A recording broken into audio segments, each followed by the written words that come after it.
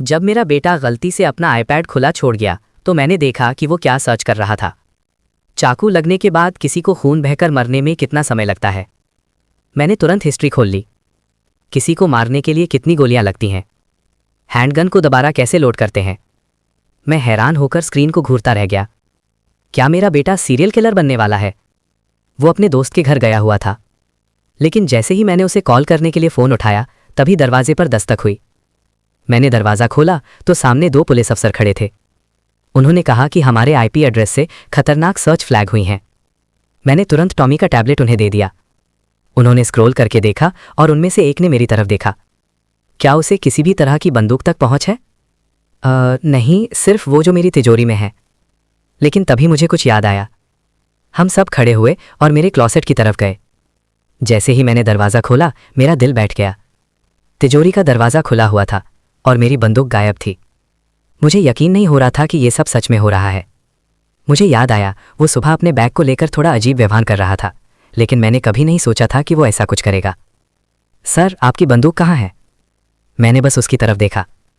मेरे चेहरे का डर देखकर उसे सब समझ आ गया। अफसर ने तुरंत पूछा, वो कहाँ है? अभी कहाँ है? जैसे ही मैंने बताया कि वो ल्यूक के घर है, उन्होंने तुरंत रेडियो पर बैकअप बुलाया।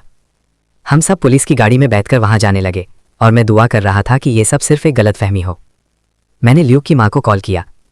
मिस वानसन, बच्चे कहाँ हैं? सब ठीक है? हाँ, वो नीचे हैं, मैं जाकर देखती हूँ। फिर अचानक, हे भगवान, और मैंने फ़ोन की ज़मीन पर गिरने की आवाज़ सुनी।